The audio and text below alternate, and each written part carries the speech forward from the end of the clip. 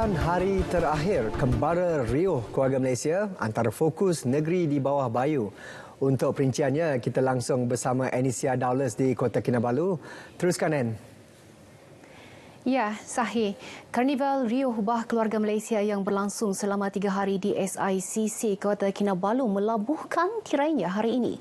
Pelbagai reaksi positif mengenai keberhasilan karnival ini yang dapat digambarkan menerusi kehadiran pengunjung yang cukup menggalakkan daripada penduduk di negeri ini. Butiran lanjut kita bersama Ozel J. Matthew di lokasi. Ozel, silakan. Baik, terima kasih. Karnival Riuh Bah di SICC Kota Kinabalu yang berlangsung selama 3 hari mendapat sambutan yang cukup menggalakkan daripada penduduk di negeri ini. Ia terbukti kerana setiap aktiviti dan juga acara yang dilangsungkan di sini, ramai pengunjung yang mengikuti setiap acara tersebut, dan antara acara-acara yang diadakan di sini antaranya sukanika ataupun aktiviti-aktiviti Ging Bubut Sabah FM dan juga uji bakat seperti bintang RTM, bintang kecil RTM dan juga bintang P. Ramli, dan pelbagai juga aktiviti-aktiviti yang diadakan di sini, antaranya Jabatan Penerangan, mereka melakukan konsert dan juga membuat kuis Asian, dan terdapat juga booth-booth menyediakan pelbagai industri kreatif yang cukup unik yang boleh mempromosikan keindahan ataupun keunikan industri yang terdapat di negeri ini, dan ini merupakan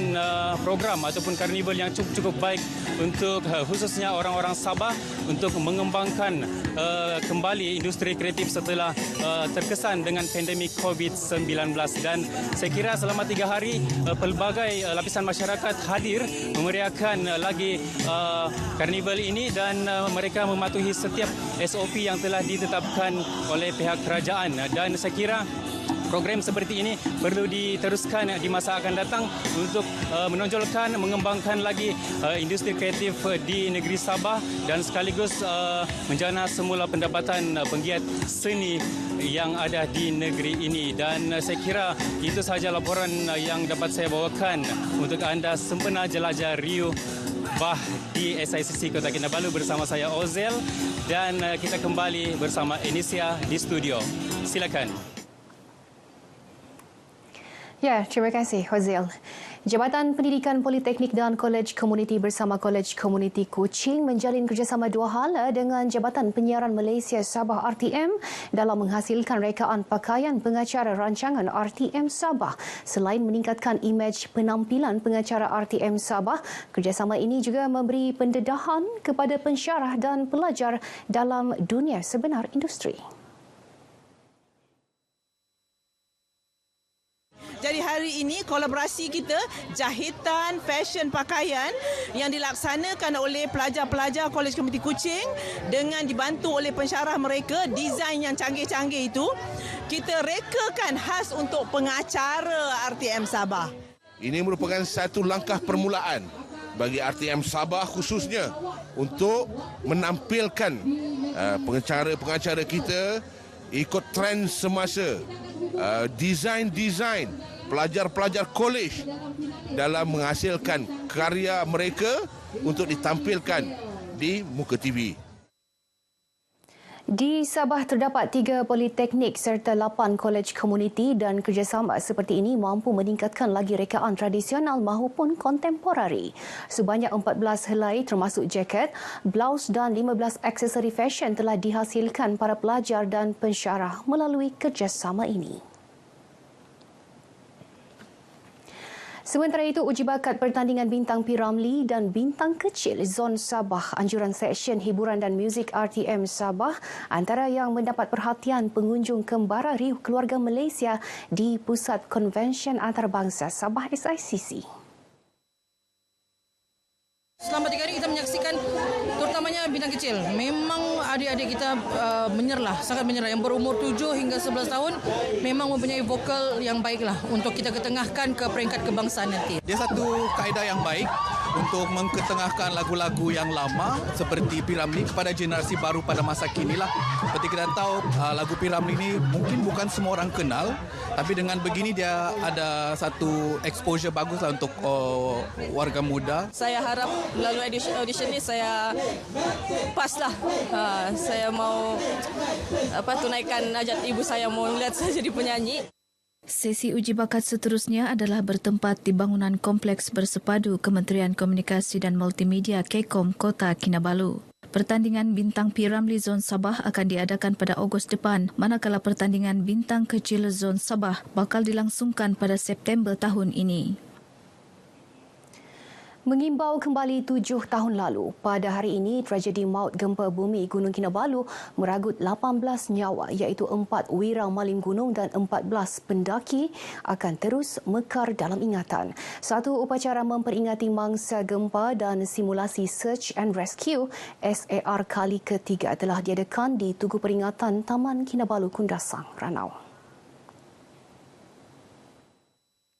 Timbalan Pengurusi Lembaga Pemegang Amanah Taman-Taman Sabah, Peter Lintar, dalam ucapan ringkas menzahirkan ucapan takziah dan dedikasi dengan bantuan serta sumbangan orang ramai, terutama ahli keluarga mangsa yang terlibat. Katanya insiden gempa bumi berukuran 6.0 skala Richter tersebut meninggalkan kesan besar sehingga mengubah lanskap semula jadi kawasan Gunung Kinabalu. Antara yang terkesan teruk akibat bencana tersebut adalah komuniti yang tinggal di sekitar Gunung Kinabalu, terutama sekali mereka yang bergantung kepada aktiviti pendakian Gunung Kinabalu seperti Malim Gunung dan Porter Gunung Kinabalu. Pengurusan Taman-Taman Sabah pada dasarnya telah bersetuju mempertimbangkan kenaikan upah Malim Gunung dan Porter, seterusnya memberi lonjakan semangat dan dorongan meneruskan perkhidmatan yang cemerlang. Peter turut meminta Persatuan Malim Gunung menyediakan prosedur operasi standar SOP, pengurusan dan pengoperasian perkhidmatan Malim Gunung agar peranan dan tanggungjawab Malim Gunung lebih jelas dan telus. Penganjuran Majlis A Night of Cultural Fashion sempena pertandingan Mister Keamatan MRK 2022 memberi pendedahan dan peluang kepada pereka fashion tempatan menonjolkan bakat dan idea baharu dalam dunia peragaan dan rekaan fashion kontemporari pakaian tradisi etnik Sabah. Perkara ini dinyatakan Pembantu Menteri Pelancongan Kebudayaan dan Alam Sekitar Sabah, Datuk Joniston Bangkuai, ketika berucap merasmikan majlis tersebut di Kota Kinabalu. Jason Bantoy melalui rekaan Tanah Gudumaring memenangi kategori pereka pakaian terbaik. Tempat kedua dimenangi pereka di Osindak Collection menerusi rekaan Tungkus do Pinadang. Tempat ketiga rekaan Buvasoi Gana oleh Bobby Brian Garon.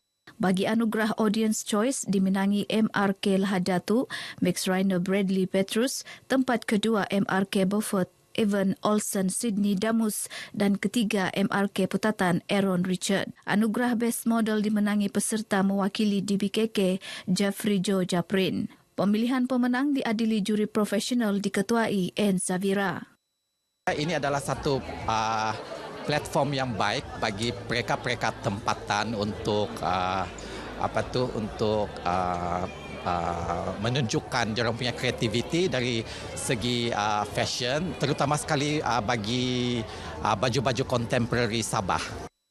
Turut disampaikan dalam majlis ini anugerah khas Mister Keamatan Jasamudi Kenang yang dianugerahkan kepada pengarah, penerbit dan penulis skrip filem Sabah, Mark Abbas, yang disampaikan Pengurus Besar LKNS, Meki Apison. Sangat mengejutkan pasal saya tidak sangka ada ini anugerah. Apa yang saya rasa ialah ia telah menghargai bukan sekadar saya tetapi semua masyarakat pembikin filem di Sabah. Pertandingan akhir Mister Keamatan 2022 akan diadakan pada 18 Jun depan bertempat di bangunan Jabatan Kebudayaan dan Kesenian Negara JKKN Sabah. Larian Kota Kinabalu City Borneo Half Marathon KKCBHM kedua terus mendapat sambutan menggalakkan menerusi penyertaan 500 peserta. Jelas penganjuran ini turut menarik perhatian pengunjung luar negara sekaligus menjadi petanda bahawa pemulihan sektor pelancongan negeri kekal berada di landasannya.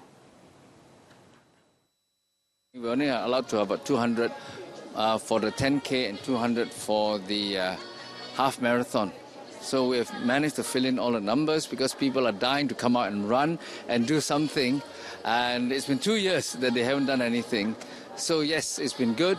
I think it's great. It's a really good event, really well organised, and it's really good after 2 years of no racing to have this event set up for us all to come and race together. Really good.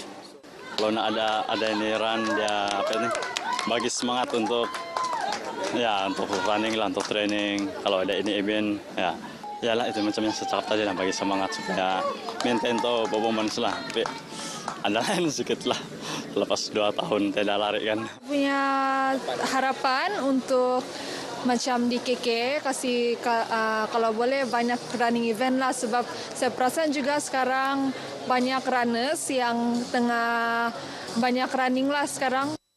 Acara itu menyaksikan Winston Bertlatius Johan bagi kategori lelaki 21 km berumur 16 ke 45 tahun.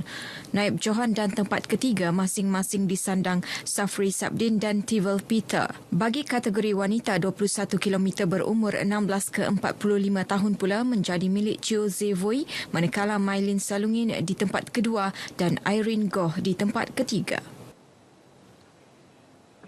Baik, sekian paparan dari negeri di bawah bayu. Untuk lebih banyak perkembangan semasa di tanah air, terus sahaja bersama Sahih. Sahih, silakan. Terima kasih, Anne.